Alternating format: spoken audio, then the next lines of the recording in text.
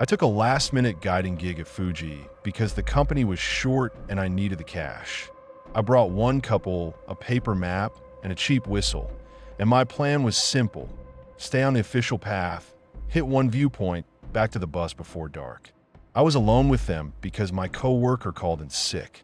I kept fighting with my shoelace because the lava grit kept chewing it. The couple showed up dressed like they'd rehearsed. Matching jackets, matching day packs, matching smiles. The wife stayed close to me like she didn't trust her own husband not to wander. The husband did the opposite. He walked ahead and kept checking over his shoulder to make sure we were following him, like I was his employee instead of his guide. I told him the pickup time twice. He nodded like he was listening, but his eyes kept sliding to the trees, hunting for some clever angle. The trail was crowded at first, noisy in that tourist way. Laughing, camera shutters, people calling for each other. Then we rounded a bend and the crowd thinned and the trees tightened. The noise didn't fade, it just cut out. No words, no wind, just our shoes and my stupid breathing. My lace loosened again and I stopped to retie it. And the husband made that annoyed sigh people do when they think time belongs to them. The wife shot him a look. He ignored her. That's when he started in on the shortcut. He pointed at the map in my hands and said the viewpoint was right there, that we could cut through and still make the bus with time to spare. I told him no, flat. Official path only. He pushed like no was a dare. He said he'd hiked all over, said I was being dramatic, said he didn't pay for a guide to follow a line like a kid in school. His voice carried in the quiet and it made my skin crawl. I told him I didn't get paid enough to drag him out of a ravine, and if he stepped off trail, he'd be doing it on his own. The wife tried to calm him down, and it turned into them snapping at each other. The kind of couple fight that's all teeth and embarrassment. And then he did it anyway. He stepped off the main trail like it was nothing, like it was a curb. The wife followed because she wasn't going to be left with him mad. I stood there a second staring at the official marker behind us, feeling my stomach twist. Leaving them wasn't an option.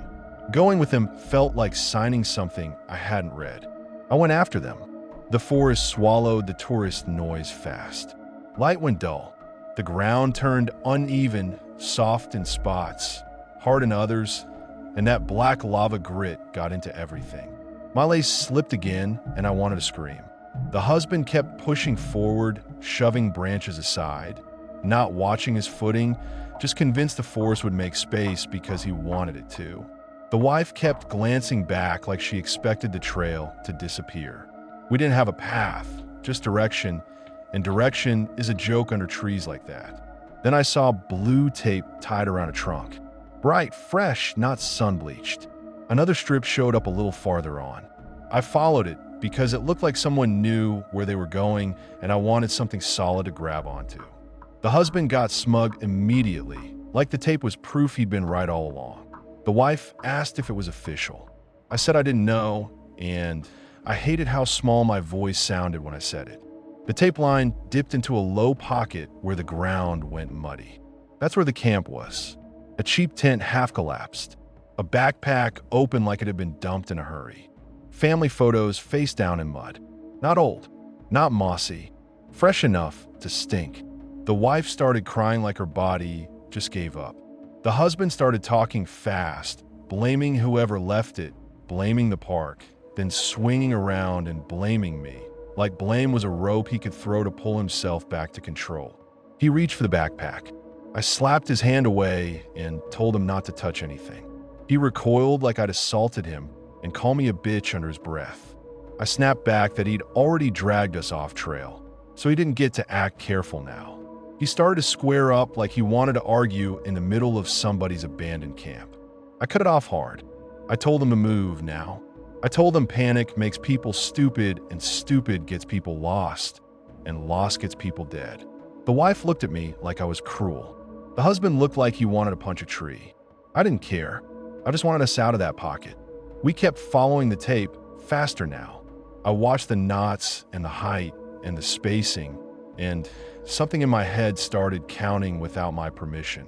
Same, same, same.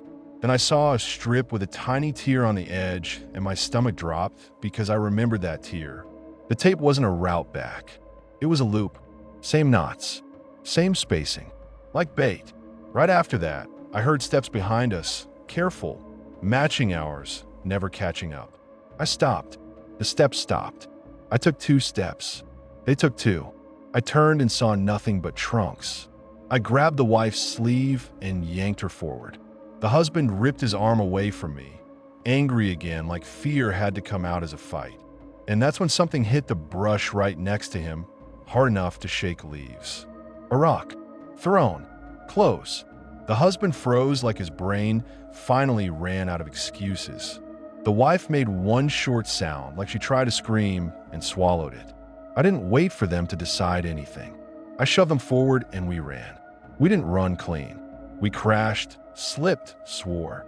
The wife stumbled, and I hauled her upright by her pack strap. The husband kept trying to pull ahead, then hesitating, then surging again like he didn't know whether to lead or hide.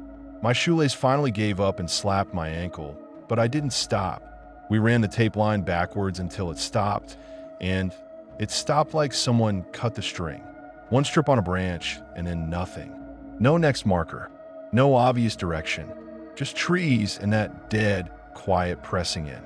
The silence broke into one wet laugh somewhere off trail. No words. Just a throat noise that made my skin crawl. It wasn't loud. That was worse. It sounded close enough to be aimed at us. The wife started shaking so hard her knees knocked.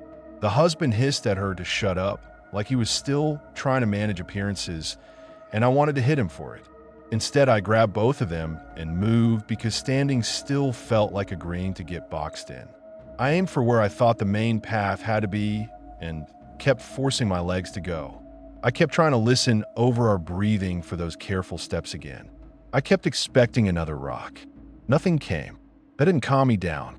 It made it feel like whatever was out there had already gotten what it wanted. And then we hit the main trail, so suddenly I almost fell onto it. Wind moved again. Leaves made sound again. Farther up, 2 hikers were talking like the world made sense.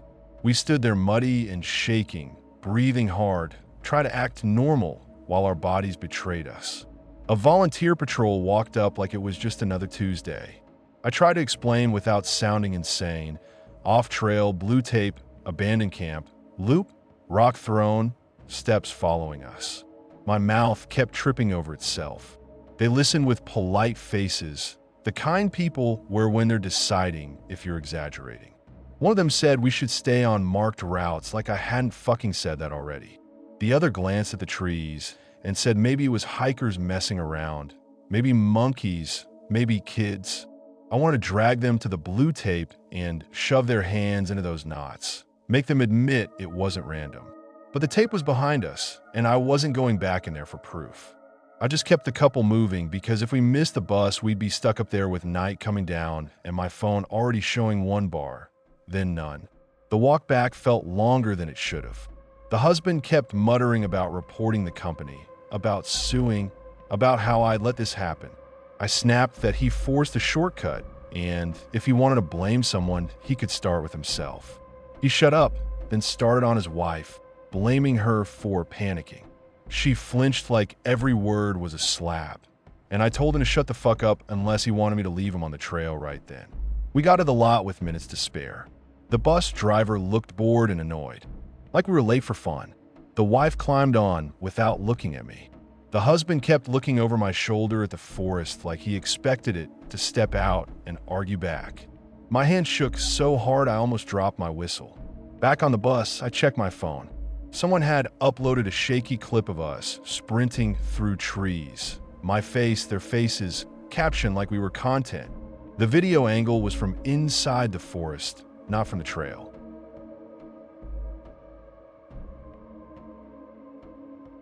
I was hired to collect trash near the trailheads because tourists dump bottles and snack wrappers like the forest is a bin. I packed heavy-duty bags, gloves, and a grabber, and planned to clear 2 loops and be out by noon.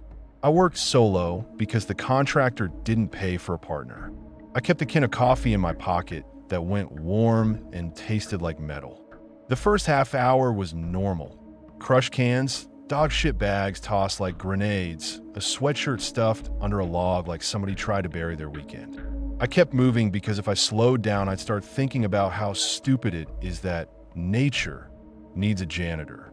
Then I found a ring light lying on the lava rock like an offering. Not snapped, not stomped, just placed flat, clean enough to catch the sun.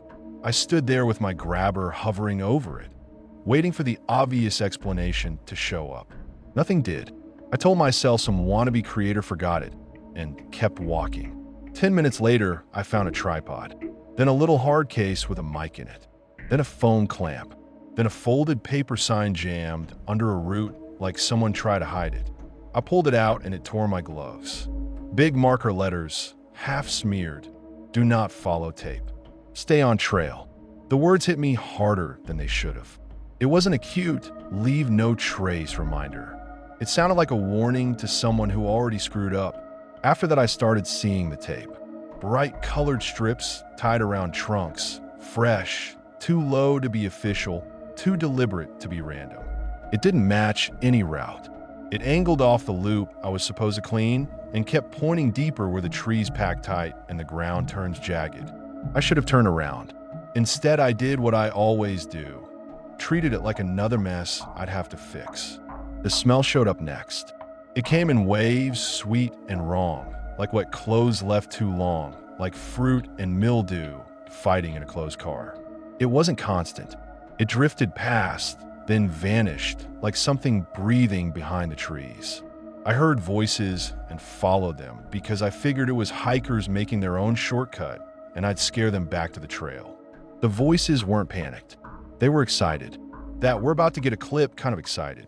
I pushed through brush and stepped into a clearing I'd never noticed before. 3 foreigners were there with a camera on a tripod, 2 phones on gimbals, and a light aimed at a dark gap between trunks like they were filming a doorway. One of them held the roll of tape and started looping it around a tree, grinning like he was building his own little path to something. They kept pointing into the woods, laughing, then snapping into serious faces when the camera moved, like they were rehearsing fear. I didn't do polite. I kicked their tripod over and called them sick fucks. The camera clacked on the rock, and the guy holding it didn't even flinch, just swung it back up and kept recording me like I was the animal. I told them they were off trail, they were littering, and if they got somebody hurt, I'd make sure their names followed them home. One of them started talking over me in broken English, all calm voice and open hands, like I was the crazy local stereotype he wanted. Another one kept the lens locked on my face, steady, like he'd practiced filming angry strangers. I saw the tape in the guy's hand, and it made my blood boil. I reached for it and yanked it out of his grip. That's when the tall one swung at me. Fast, mean. I took it on the side of my head, saw white, and hit back without thinking. We went at each other in the dirt, boots scraping lava rock. Their lights stayed on. Their camera stayed on. The whole time that sweet, rot smell got stronger, like we were stirring something up under the soil. One of them grabbed my vest and tried to yank me backward like he was pulling a dog off a fight. I elbowed free. The tall one stumbled, then smiled for half a second, like he was happy it finally looked violent. He kept glancing past me at that dark gap like he was checking if something was on cue. That part made my skin crawl. Then a police patrol showed up fast, too fast. Tires on the access road, door slam, a voice calling out. Relief hit me for half a second. Finally, I thought, someone's going to see this for what it is. Nope. The influencers flipped it instantly. They pointed the camera at their fallen gear, then at my hands, then at my face. One of them started narrating in English like a news anchor. Local man attacks us for filming, all dramatic and clean. The tall one pressed his fingers to his cheek and smeared dirt like it was blood. They talked over me, corrected each other, landed on the same story like they'd practiced it in a mirror. I tried to explain. I walked the cop to the nearest trunk and jabbed my finger at the tape. I dug out the torn warning sign from my trash bag and shoved it toward him. He barely looked. He asked for my ID first. He asked if I'd been drinking. He asked why I was so worked up. I told him I'm the one paid to clean this place, and these assholes are making a fake trail and filming people getting lost for clicks. He looked past me at them, then back at me, like he'd already decided who was easier to deal with. He told me to calm down, like that's a magic spell. He wrote my name down anyway. He wrote my plate down anyway. One of the foreigners laughed under his breath, and the cop didn't even turn. The cop told them to pack up and stay on the marked trail in the softest voice, like he was asking a table to keep it down at a restaurant. Then he told me to go back to my route and let the department handle it. Handle what? The tape? The gear scattered like bait? The smell? I went back to the trail shaking. I cleaned on autopilot because I didn't know what else to do with my hands. I picked up their dropped lens cap and tossed it into my bag just to feel like I'd taken something from them. I called my boss. He didn't answer. I texted him a mess of details. He replied hours later. Try not to escalate with visitors. That line sat in my chest like a rock. I drove to the contractor's shed after my shift and waited. We finally showed up. He didn't ask if I was okay. He asked if I was going viral. I told him to watch the trees rot under tape while he babysits reviews. He told me to stop swearing, like my words were the issue, and said the town can't afford bad optics. I walked out before I threw something. A week later, I got fired. The clip was online with my face blurred wrong, my license plate readable, comments calling me a violent local. People who've never set foot here called me an animal. They tagged my contractor. They found my town. Someone DM'd my sister. Someone posted my photo under "Avoid this guy," like I was a predator. I tried to report the video for doxing and got an auto reply. I tried to contact the police station and got bounced between desks like a bad call. A clerk told me, flat, that being filmed in public isn't illegal. I told her the tape trail sure as hell should be. She didn't care. My boss emailed me a termination notice with that fake corporate voice about values. He wouldn't take my calls. After that, little things started happening that made me feel stupid for even thinking it was over. My truck got keyed in a grocery lot, and the scratch ran right past the sticker with my contractor's logo, like someone aimed for it. 2 nights in a row, I found bright tape tied to the railing by my stairs. Not the same color, but the same cheap plastic, knotted the same way. I cut it off and threw it in the trash, and told myself it was teenagers messing around. Still, I started checking my porch camera every hour like an addict. I couldn't stop replaying that clearing. The tape. The way they looked into the trees like they were waiting for something to come out. The smell that didn't belong. I drove past the trailhead after dark and sat there with my lights off, listening, feeling like a creep. I heard nothing but wind and my own blood in my ears. I even went to the contractor's dumpster behind the shed and watched the garbage truck crush the pile where I'd tossed the ring light and busted tripod. I stood there like that meant anything, like compaction equals disappearance. That night, I slept like shit. Every car, sound outside, made me sit up. I kept thinking about the cops showing up fast and how it felt like he already knew they were out there. Like they weren't the first ones doing it, like I'd walked into something that had a routine. In the morning, I opened my front door to grab the mail, and my stomach just dropped. Sitting on my welcome mat was the ring light. Not cracked, not dirty, not dumpster stink on it. Clean, coiled cord. Switched on. A bright white circle aimed straight at my front door like somebody wanted a better angle of me coming out. The ring light I tossed in the dumpster showed up at my doorstep the next morning, clean, turned on, aimed straight at my front door like an accusation.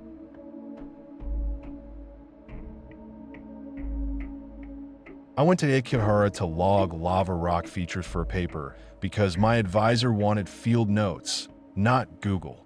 I brought a notebook, a headlamp, and a backup light, and my plan was to walk the marked path to an ice cave entrance, take photos, then turn back before the afternoon buses arrived.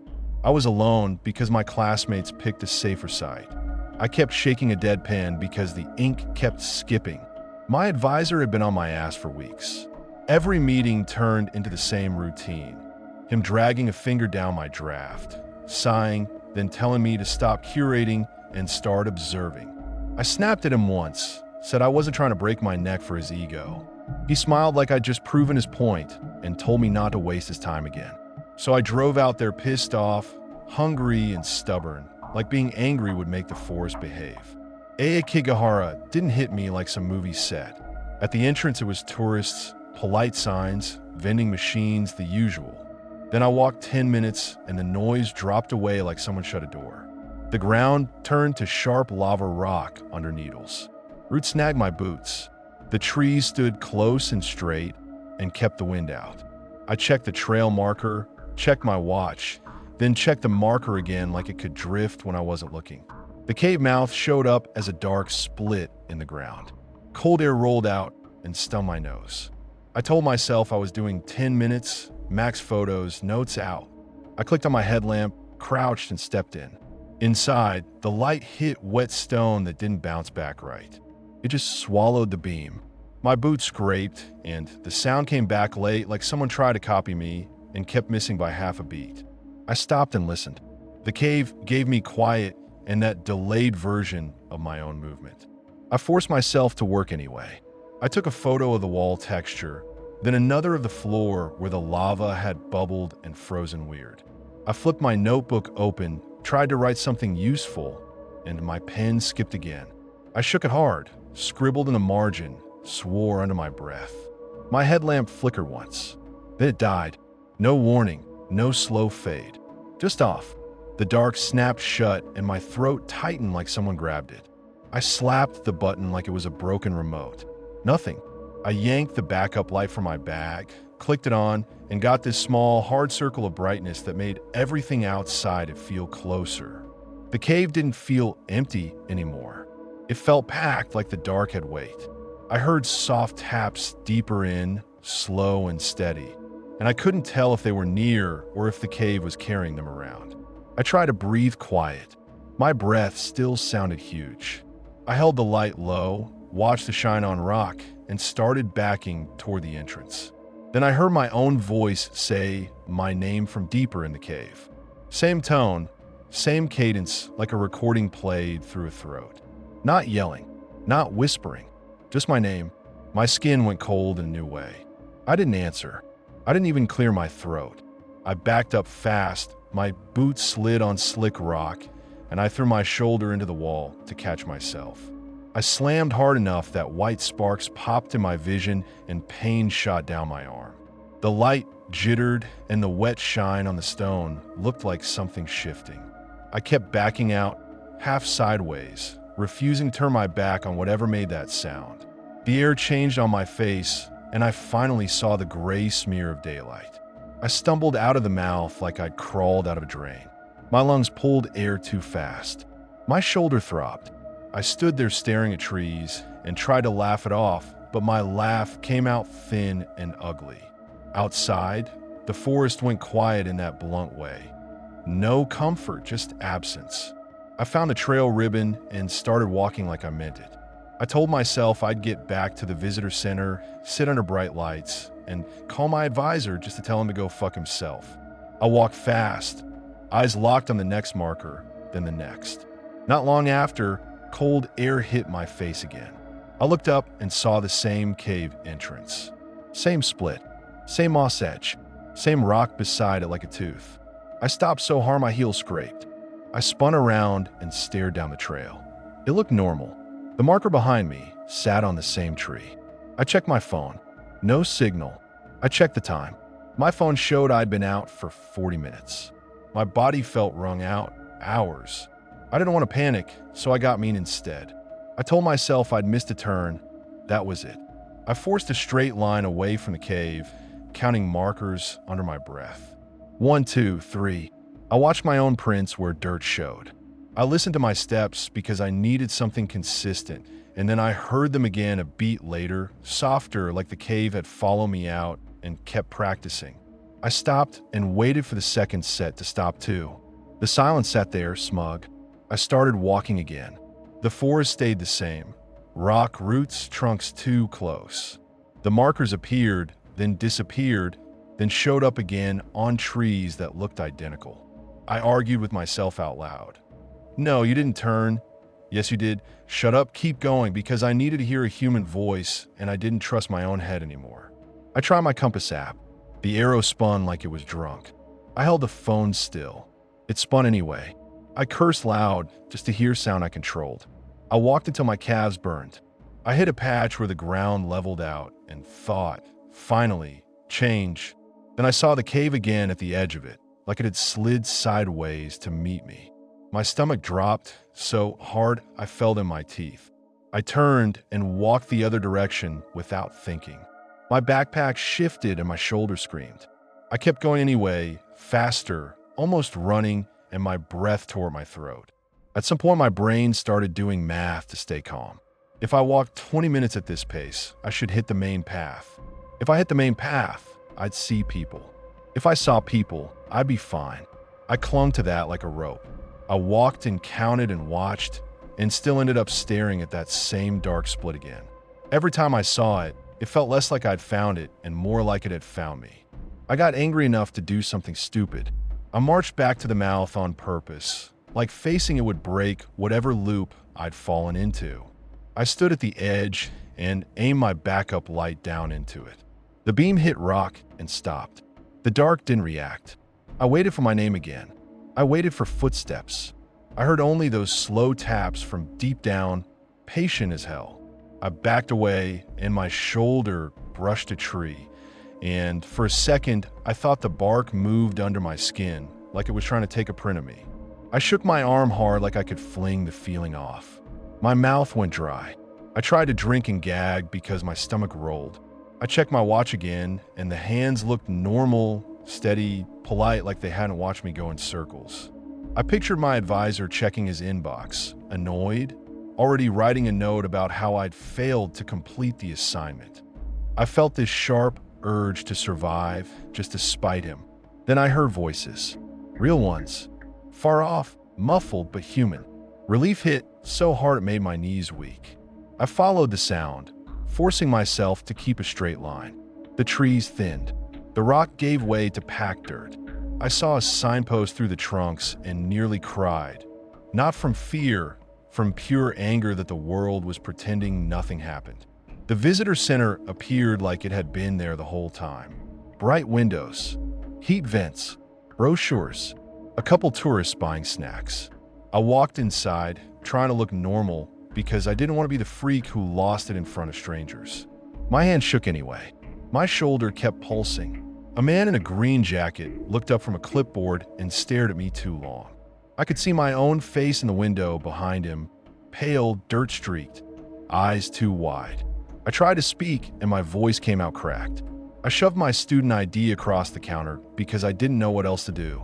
He flipped a binder and my name was already written there with a time next to it that made no sense.